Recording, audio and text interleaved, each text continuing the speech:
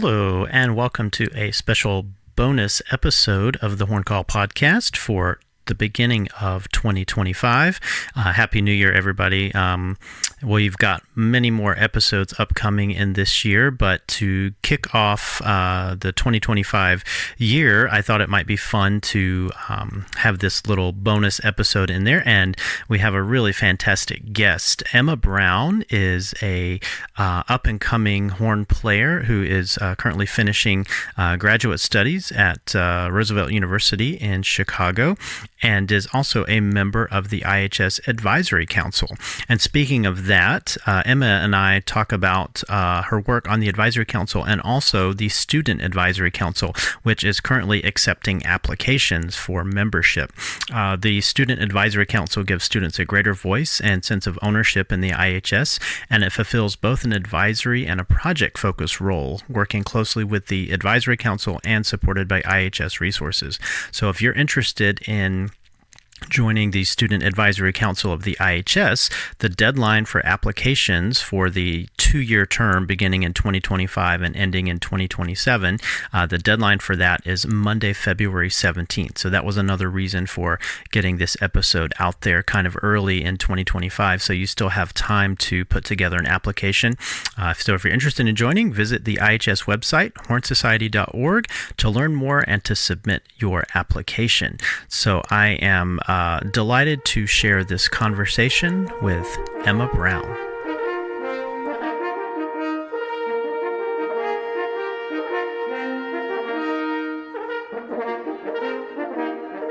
Emma, thanks again for joining us today. I know it's super busy, so just to kind of place this in its time where this is happening, it's kind of towards the end of our semesters, in the late part of 2024. So do you want to tell us a little bit about yourself, and you can kind of give us the however brief or however in-depth you want to go.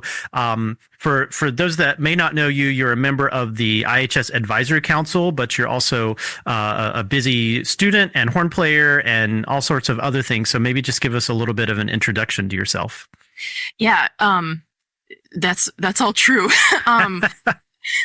Yeah, so I was born and grew up in Michigan, maybe like an hour outside of Detroit, and it was a great place to grow up in the horn because we have a lot of great universities around there that have a lot of music things going on. So I feel like I had a really solid base going into my undergrad, which I did at Michigan State with Corbin Wagner, who was incredible and an influence on me even before I studied with him. But that was a big part of my development as a player. So when I was looking for grad schools, I felt really kind of like there wasn't like one program that stuck out in my mind. But I was flipping through my Phil Farkas book one day, and I realized I had never read that like thing that is on the first page where he talks about like being a horn player and all this stuff. And there's a little bio of his at the bottom of that page, and it lists all the schools that he taught at, and it listed a school called Roosevelt University, and I had never heard of that school. So I Googled it, and I was like, oh my gosh, I have to go here. The faculty here is really incredible. So that's where I ended up. It's now called the Chicago College of Performing Arts. Okay. But that's where I am now, doing my master's. I have 1 semester left, and yeah, we'll see what comes after that. Okay, cool. So you I assume you came up through like a high school band program, right? As most American horn players do. What was that? Was that a big band program, or were you like one of only a couple of horn players? What was that situation like? Yeah, we usually had about 3 or 4 horn players, but yeah, it wasn't a super huge program. It also wasn't like a program that did a lot of like extra things. Like I hear people talk about some of their experiences, and I get a little jealous, honestly, but at the same time, it was a really good way to enter my undergrad because I I played things that were not horn parts. Mm-hmm. The first musical I ever did, I played horn 2, harp, and viola 1 Excellent. on the horn. But like, yeah, it was, we made it work. But yeah, I grew up in a band program. I was not in a youth orchestra. But, yeah, so I guess, it's great. I don't know how young the listener base of this is, but me neither. Okay. I think it spans, the gamut, but, okay. So for those of you who are still youth orchestra aged, but maybe aren't able to be in one, it's not necessary to like go to a good college. Right. Right. Although those of you who are in one, I hope you know how lucky you are. Yeah, absolutely. Well, and that's the thing. It's easy to, once you have some perspective like you do, you can look back on things and be like, gosh, I didn't do the X, Y, and Z, but here you are doing all the same things as people who maybe did those things. So we own the experiences we have are the experiences we have. And it sounds like you made the absolute best of them. And that's all you can really say. I mean, that's really good advice to anybody, is just make the most of what you have where you are, I think. Did you take private lessons in high school? Yes, I did. I had 5 private horn teachers before I got to my undergrad. Oh, wow. Yeah. So it was interesting. A lot of people kept moving because I was studying with like grad students at those universities that. Oh, I see. Okay. Yeah. But yeah, it was interesting. I think that I ended up with a really good understanding of like different ways to think about the same concepts, which has helped with my teaching. Now I get to look back on all of these, different people talking about these important basic concepts in vastly different ways. And sure. It's a great resource to draw on. Although, some stuff did fall through the cracks. I entered undergrad not like knowing how to double tongue and not knowing how to really play low yet. So that kind of thing slipped through the cracks. But again, I ended up okay, I guess. So. Yeah. I mean, I think that's pretty consistent with a lot of other, college freshmen. They haven't had much experience with bass clef or, certain other techniques that like, the good players in band usually end up playing first horn parts. And it's, unless it would be a very different kind of high school band program where everybody rotated parts, because that's typically not what's done in like a high school band program. And I get that. I understand the necessity of it, of having like stability of your players and knowing where they are. But then a lot of high horn people come to college and they can't really play that well below the staff. That's true. That's so true. Yeah. Well, I wish that I had a better understanding of my equipment early on too, because I started playing, no offense to anybody who is involved in making this mouthpiece, but I started playing on the Holton Farkas medium cup. You and everybody else. Yeah. Yeah. Everybody. Yeah. And, medium implies that it's like a good middle of the road mouthpiece. And it's really tiny. Yeah. It's super narrow. Yeah. Yeah. It's an itty bitty little thing. Yeah. So yeah, I mean, that contributed, and it was frustrating to practice these techniques that people were teaching me that they said would help improve my low playing, and they just wouldn't work because my mouthpiece was tiny. Well, it's like trying to wear a size 5 shoe and your foot's a size 7. I mean, it's like, it doesn't matter how hard you try, it's still not going to be comfortable if the shoe doesn't fit. Yeah, that's true. Well, and I was talking about this with a student yesterday, that, when we first start playing, it does make sense, I guess, to start on a small mouthpiece because people are usually physically smaller. Your teeth are smaller, your lips are smaller. Yeah. Yeah, exactly. Yeah. So our feet are size 5, but then we outgrow the shoe. And yeah. So anyways, I wish I had a better understanding of my equipment, from, my high school band program, I guess, but especially like, I wish I had just done more research.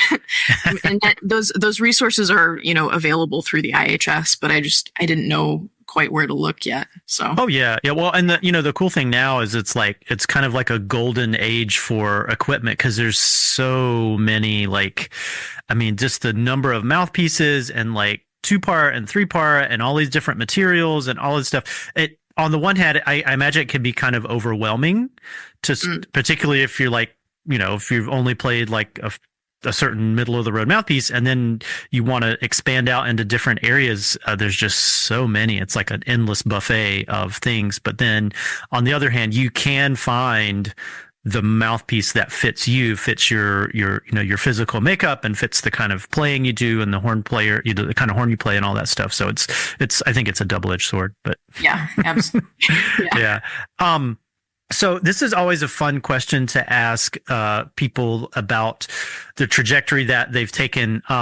So at what point did you know, like, okay, I want to pursue music at the college level, and this is the path I want to go down? Was there like a light bulb moment or like a series of moments? Yeah, there was one big one. I was in 7th grade, so I was maybe, oh gosh, I probably had turned 13 or like was just about to. And I didn't want to do marching band in high school. And so, my mom and her kind of side of the family was really involved in the Michigan State marching band when I all attended that school. And so she took me to, there's an event every year called Spartan Spectacular that MSU puts on, and the wind ensemble and the orchestra performs, but then the marching band comes out at the end and plays. So she got us tickets to that. And, the goal of that trip was to convince me to, give marching band a try. Cause she thought I would enjoy it. And, that year it so happened that, the horn professor there was new, and it was Corbin Wagner. He had just started there, and he came out and played a solo with the wind ensemble. Okay. And it was like the most beautiful thing I had ever heard. Nice. And I was just so like enthralled the whole time that like, oh my gosh, I play that and it can sound like that. Oh my gosh. He doesn't know this, by the way. I should probably tell him before this comes out. But on the car ride home, I was talking about it with my parents, and I like wondered aloud what his day job was. And my mom, pointed out that there was a bio of him in the program and that this was his day job. And I was like, oh, gosh, you can do that. I'm going to do that. And that's awesome. Yeah. Yeah. Ever since. And, it was, maybe a hastily made decision then, but I've also never had reason to doubt it. And I still just love how the horn sounds. It's a wonderful way to spend our time. Yeah. So, yeah. And it's like the most basic of things, but it's also the most important of things. It's like, we just like the way the thing sounds. Yeah. Well, and like to reach an audience in that way, like I hope if I can get that like feeling from one person in one audience, my entire career will be worth it. Like, so yeah, I love that, like back and forth aspect of things too, especially as I've gotten older as a player. That's cool. Yeah. Was there any, I often encounter, prospective students and then new students when they come to college, if they're music majors or in the arts or humanities for that matter, a lot of times there's concern from parents and loved ones like, okay, how are you going to make money? How are you going to support yourself? Did that conversation happen? And, what was that like? Yeah. So some people within my family, actually a lot of people, were professional musicians. None of them are. Oh, that's a lie. My cousin is now also. But yeah, I mean, we've been involved in the music industry for, generations. And, some of that was just, people knowing how to play instruments for fun and for entertainment. But, no, and family members from other branches of the family would sometimes bring that up. But it was good to have examples in my back pocket of like, well, my current teacher does this, that, the other thing. And she's the professor here and she plays here and she has this chamber group and like, that idea, which I think it really started to be emphasized to me in the first year of my undergrad, but it would be helpful for like high school aged musicians to know how many income streams are available to us. And also that people don't typically know that. And sometimes people just don't know that like professional orchestral musicians get paid. So having that stuff in my back pocket to kind of explain to people was really a useful tool. Yeah. And also, I don't know, I got to the point where I didn't care.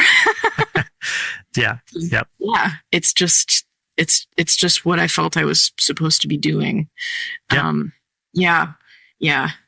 No, that's good. And that's good for, any people of any age, but especially, students, to hear that, like, well, one, you don't have to have it all figured out. Like I mean, there's plenty of students who come in and they're like, okay, I'm going to do X, Y, and Z, and this is my major, and then I'm going to go to grad school and blah, blah, blah. And that's all great. And that's fine. And I'm like, kudos to you for having it all figured out. But just be aware, like, that might change next week, or that might change in 6 months or in a year's time. And that's 100% okay too. Like, nobody has it all figured out. Yeah, for sure. Yeah. Well, and, being mentally flexible about that is so important. Like, even like within your own, what is it that I'm looking for? Like self-perception. I always thought that I would go through, undergrad and then immediately master's and then immediately I'd like to get a DMA at some point, because thesis research sounds really fun to me. I know that's a nerdy thing to say, but like, I think you're in good company. Yeah. Okay. Yeah. Yeah. Oh yeah. You understand for sure. Yeah. But anyways, my plan now is to take like at least 1 year off, but maybe two, and maybe just like not do a DMA if I can't. I'd still like to, but circumstances happen. So for a while I felt really bad about that, and that I felt shame about not going all the way through. And sometimes I still do, but being flexible with that perception of yourself as like, not worth any less because you're not doing a certain thing, I think is really important to young musicians, especially. And I know I'm preaching to the choir, and I know that I'm being a hypocrite here, but it's something I'm working on. No, that's great. No, I think that's all good stuff. I want to ask you, because this I've kind of asking here for selfish reasons. I've never studied with Corbin Wagner, but he came and did a master class at UW-Madison like a long time ago. But I was really impressed by everything he had to say. And then later on, when I started teaching full time, I started buying his books, like the Koprosh books and the Corno Pub things. And I have some of his recordings. I've just really always been kind of an admirer of his, not just his playing, but like his pedagogy and his approach. So from someone who studied with him, what do you want to share a little bit about, like, what lessons were like with him? Yeah. Let me collect my thoughts. Yeah, he is an intelligent and thoughtful musician, like not just a horn player, but an all around just, oh my gosh, such a good musician. And I think that that's something that he tries to emphasize to his students. He was the first person to, like, look at me and kind of like, hey, why can't you play by ear? You have to know how to do that. I think he just is good at making sure his students have a lot of skills. Something I will say about him and his teaching is that he will not spoon feed you. He will put in the amount of effort that you put in. And, sometimes that's tough, because there are times, where we all can't give 100%. But also as our like student teacher relationship kind of developed, he learned how to recognize when that was happening with me, and was very understanding too. Sure. So I guess he's someone who really seems to care about the success and well-being of his students in all musical areas. Yeah, I don't, Well, he strikes me just indirectly from like reading his stuff and just, having interacted with him just a handful of times. He strikes me as somebody who like really stresses fundamentals. And I imagine he has like a pretty good way of communicating, how to get at those fundamentals in lessons and things. Yeah, definitely. Yeah. And I think that, like the more I'm away from his teaching, the more I think a lot of that stuff is down to, the fact that he's a very accomplished natural horn player, as well as valved horn. And he teaches a lot of concepts that are useful to natural horn playing, as valved horn concepts. Okay. Which is really, I don't know, it's just been super helpful to me. I don't want to like speak for him in any of this. And also this is just one person's experience, obviously. But, yeah, for my senior recital, he let me use the studio natural horn, to do the villanelle. Excellent. Yeah, it was super fun. But I don't know. He just, let me think of how to put this into like one sentence. Why use one sentence when you can use 5? That's my philosophy. We can talk about this for the whole hour. No, it just, he left me with a really complete understanding of horn playing, not necessarily like a perfect execution of that understanding. I have a long way to go as a player, but, yeah, he's a very holistic teacher. That's great. Yeah. It's such a helpful thing to have.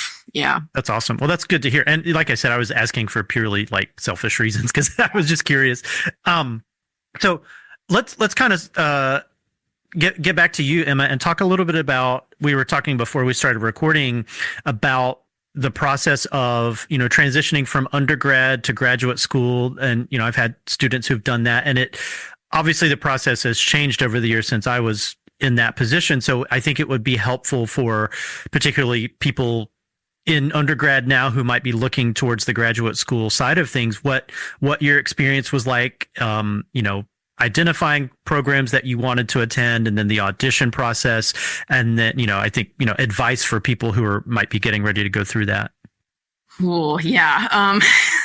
No, it was really intimidating to me to start looking at grad schools because, I know that people say that, the most important thing about a music school is that you and your horn teacher kind of have like a good student teacher connection kind of thing going on. And there was a lot of players that I admired, and there was a lot of teachers that I admired. And I didn't feel a strong pull to any particular one of them. I know I said earlier, I ended up finding this school through my Farkas book. But that was fairly late in the process. I had already started, I think I had started recording my pre-screenings when I found this program.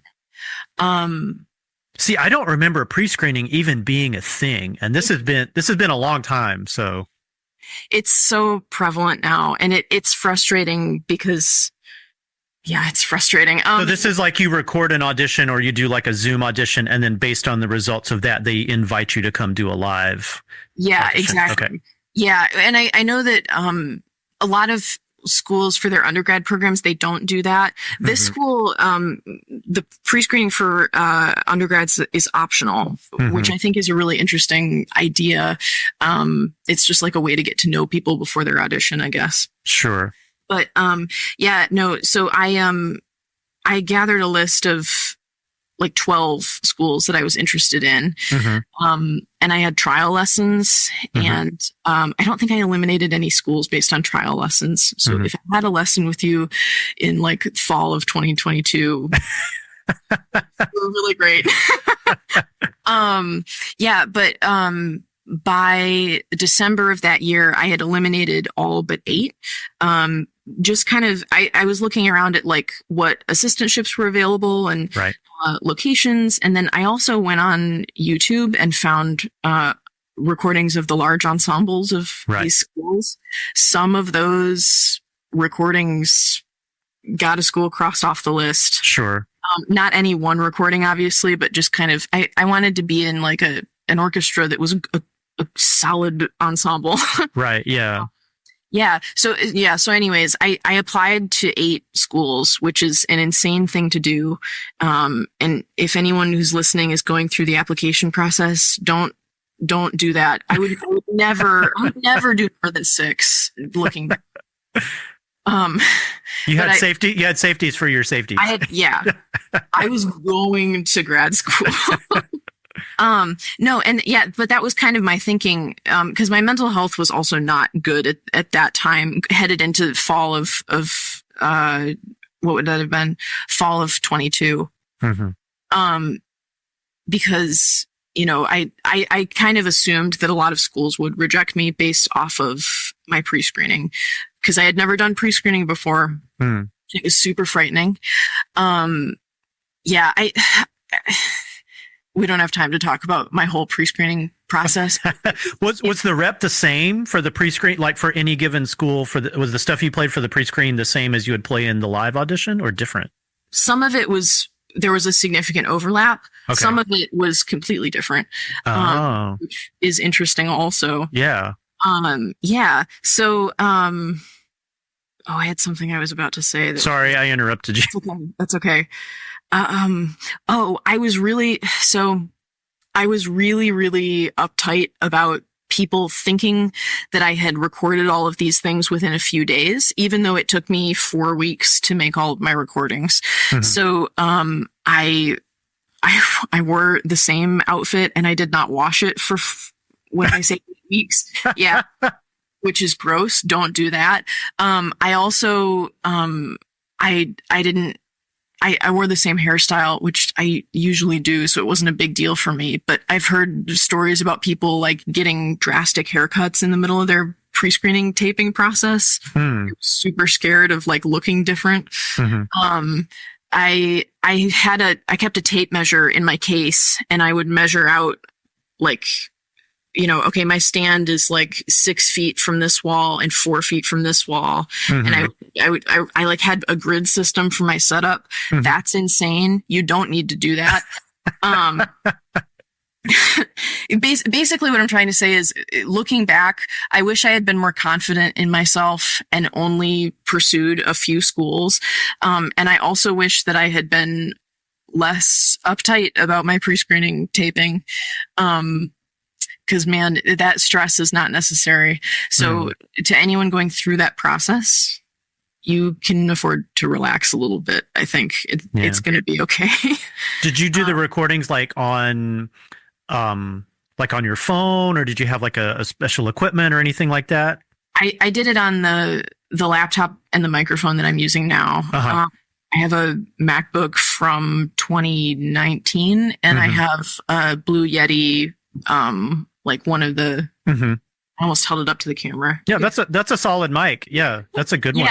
Yeah. And I like it. It sometimes the gain on it is still, I get feedback on it. Not feedback. I peak the mic a lot. Right. In classrooms, right? So, it's sitting over there on a chair. Again, I'm not going to hold it up to the camera. But, I bought a really heavy wool coat, and I draped it behind, which is also practical for winters. But yeah, no kidding, especially in the Midwest. Yeah, for sure. But I use it as like a recording, like a sound dampening device. That's smart, because you're basically in a classroom, you're like in a box, right? Like an echo chamber, and that slap echo back and forth can really kind of play havoc with a recording. Oh yeah, and it is still, I am still figuring out how to record like clear articulations. That was like not something that I was able to show people on my pre-screening tapes, and it's still, it's tough. Yeah. No, there's such a dark art to classical music recording. It's not anything like pop or jazz or anything like that. And especially the horn, because like you don't put the mic in front of the bell like you do all the other brass instruments, like it kind of, for at least I've found for the horn, it helps to get the mic off the ground. Like if you have a mic stand or something to elevate it, that somehow it lets the sound develop a little bit for some reason versus if it's just at your same height. I don't know. I'm sure there's acoustic reasons for it, but it seems to work better to be able to get the mic a little bit higher up off the ground than the player is for some reason. Yeah, for sure. Yeah. No, the other big thing that helped me was I started reserving rooms where I could play against wood. Yeah. Putting the bell up against a natural material like that was just, it did something real nice to the sound. So that's great. Anyways. Yeah. Yeah. So, I didn't mean to get sidetracked that. This is why we're here, Emma. Okay. Let's get sidetracked on something else. Yeah, we have no agenda. We're just chatting. Yeah. No. So anyways, I submitted applications to these 8 schools, and I ended up getting invited to audition at 7 of them. Oh my goodness, plane tickets, right? Or car rides, or yeah. So some of them were within driving distance, which was great. I don't own a car. I had to borrow my parents' car. And my dad used to travel a lot for work, and he, for Christmas that year, gave me all of his frequent flyer miles. Nice. So I didn't have to pay for a single plane ticket. And that was, thank you to my parents for that. That's huge. Yeah. It's a huge, yeah. And it's something that I think people might not think about, that you have to save money for these auditions, which is another reason that submitting applications to 8 schools was insane, and don't do that. But in your defense, you did not anticipate having to do that for all 8. Yeah. Oh, absolutely not. Yeah. So anyways, I think I did all my auditions within 5 or 6 weeks, which was really nice. So in the midst of all this, you joined the Student Advisory Council of the IHS, and then now you're a member of the Advisory Council. So, how did that come about? And, this part of, I mentioned we don't have an agenda, and we really don't, but one of the things about this podcast is we want to share information about the IHS and let people know all of the cool things that they're doing. So now would probably be a good time to mention that, what the Student Advisory Council is, what it does, and then maybe let that kind of lead over into the Advisory Council. Sure. So I joined the Student Advisory Council my sophomore year of undergrad. So I was in it for 3 years before I was elected. So I must have been 19 when I joined, and I was 22 when I was elected to the Advisory Council. So the first 3 years of involvement, heavy involvement in IHS, was during my undergrad. And most of what the Student Advisory Council was doing then, we don't have that group do now. But it was initially almost like a focus group of just kind of how can we better reach students through the IHS. Yeah, I remember some of those conversations. Yeah. Yeah. Oh yeah. I'm sure. I would have loved to be a fly on the wall, because Andy Pelletier started that, right? Yeah. Yeah. Anyways, I almost didn't join the Student Advisory Council because I didn't think I would get in. And, it was really interesting to me, and I really wanted to do it, but I was like, they're not looking for me. And my, boyfriend at the time, now fiance, was talking to me about it, and he was like, you have to, though. You have to at least try. And then if they say no, you'll know. But, they said yes. And yeah, I did that for 3 years. I did some behind the scenes, tech work for IHS 53, which was only my second time attending a symposium. And it was a really crazy symposium to attend. That was the all digital one. Yeah, it was. Yeah. Which I looking back, I think it came off really well. I think so. Yeah. And what a library of videos and lectures and all of that stuff that's out there now, it's accessible. It's so cool. We have a record of that. Yeah. So anyways, I did some volunteering also at IHS 54, which was a wonderful symposium. And then, leading up to IHS 55, Radagundis, asked me if I would be willing to be nominated to the Advisory Council. And I said yes and was elected. So one of the things I wanted to do during my time on the advisory council was kind of revamp the student advisory council. A lot of the original members, because we never did like a second round of applications for that, as far as I know. So a lot of the original members had kind of, dropped off, because everybody's incredibly busy. And they moved on. Their life circumstances may have changed and all of that stuff. Yeah. And some of them weren't students anymore. Right. So it didn't make sense. Yeah. So, one of the things I wanted to do with my advisory council term was revamp that group. And I thought it would be good to have like one project to focus on. So we started, workshopping that project idea, as well as putting, a call for applications out for new members. And we have 5 extremely qualified and wonderful people on the Student Advisory Council as we're recording this. I don't know what time of year it is when this comes out, but if it is January or early February, applications are open. And if it's not, applications will open again in January. We're going to do it yearly. Okay, so it's a 1-year term. It's a 2-year term. Oh, okay, but annually a year. Got it. Yeah. So if any of this sounds interesting to anybody, please apply. Don't do what I did and assume that we're not looking for you, because we are looking for you. The project that we're working on is called the Horn Lesson Opportunity Fund. We decided that it would be good to aim a program at horn players under the age of 18, because a lot of our scholarship offerings right now are kind of aimed at university age and that kind of age group. So we wanted to offer something to younger students. And we also know that private music lessons are incredibly expensive, but they're also something that a lot of people are interested in. So we wanted to kind of help with that. So our aim is to have like a final version of the program where we have our own budget and we have lessons being paid for through the IHS for students who can't pay for lessons themselves. The current iteration of the program is a little bit different, but the concept is very much the same, to provide lessons for students under the age of 18 who can't pay for them. We're going to have applications for that open in May. I think May 1st is the first day you can apply for those lessons.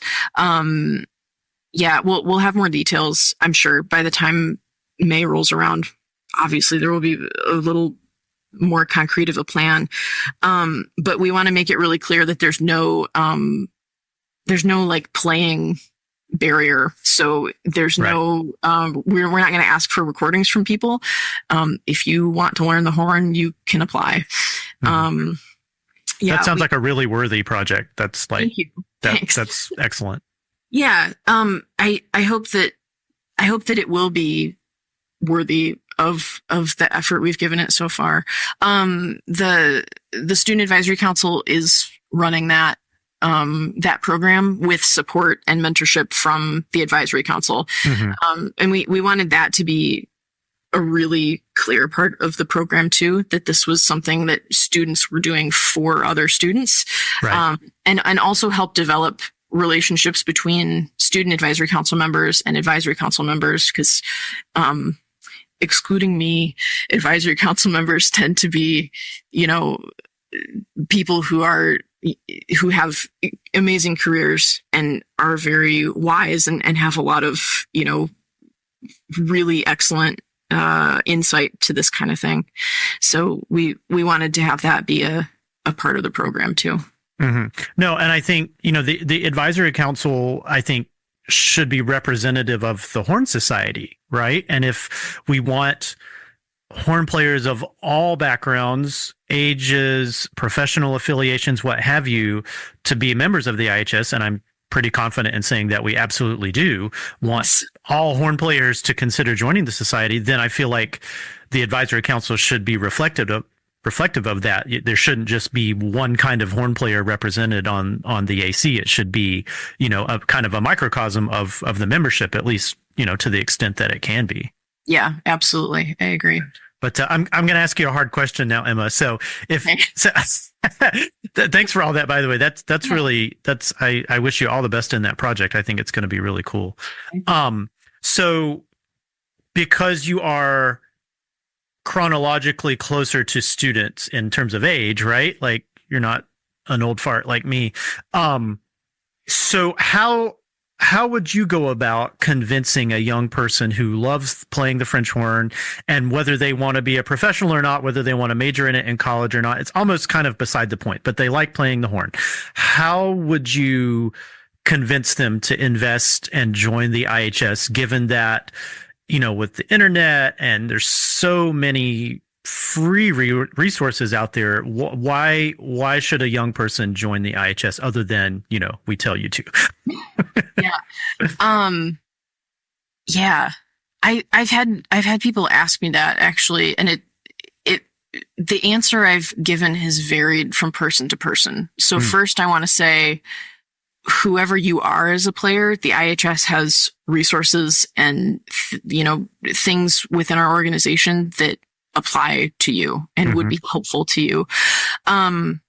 One of the biggest reasons I would say to join the IHS is access to the horn call, and access to the other resources and information on the Horn Society website. I know our excerpt page is free, but we have additional resources, videos of a couple of different people talking about those excerpts. We have articles. I remember seeing an article about the till opening call in the horn call a couple of years ago. That kind of thing, when you're a young person auditioning for schools or auditioning for orchestras, to kind of have that information is very valuable. I kind of, in that same vein, I will say that I see people my age and younger having a perception of the IHS that it's like a union, or it's like a trade guild that, you join when you become a professional musician. Oh, how interesting. Okay. Yeah. I hadn't heard that. Yes, a lot of people seem to think that. And I want to make sure to be clear that that's not true. This organization is not aimed at people who are already in possession of all of this information about the horn, and people who have, the experiences that we offer already.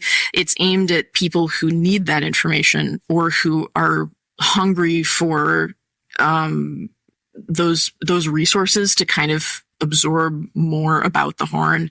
And it's also aimed at people who want networking experiences and want to come and hang out with a bunch of other horn players who don't already have a space to do that. Which is another great reason to join, because you get a discount on the Horn Symposium, whatever we call it, not admission. Registration. There we go. Yep. That discount is truly very helpful. It's the way that I afford to go to all the symposiums that I have. And honestly, just looking at it on paper, the Horn Symposiums are valuable. There's a lot of presentations. There's a lot of performances that you won't see anywhere else. But also, some of the most valuable experiences I've had as a musician have been just kind of standing around at symposiums, and something will happen, or you start talking to somebody and it turns out they're, studying a topic that you have been wondering about, or they went to a school that you are considering auditioning for, or you just get to see like professional players up close. I want to be vague because I don't want to insult anybody.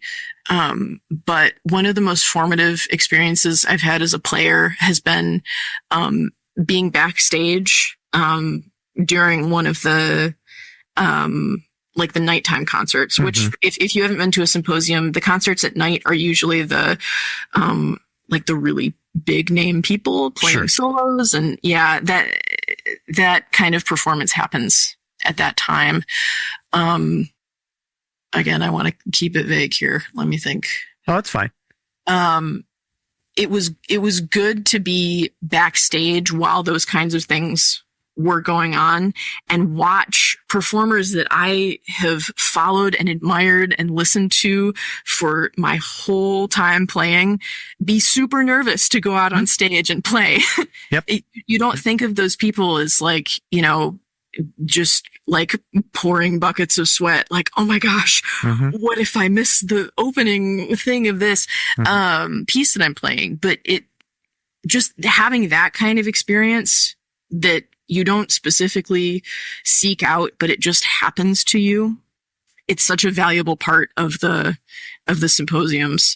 Yeah, it's just a valuable, the IHS is just a valuable, resource and body of people to have access to. Yeah, it just is. I know it seems like a lot of money probably for a student. Not probably, definitely. It's an investment, but it's an investment that in my experience has paid out well. It's been well worth it. Yeah, absolutely. Awesome. Well, I think that's as good a place to end as any, Emma. Thank you so much. Thank you.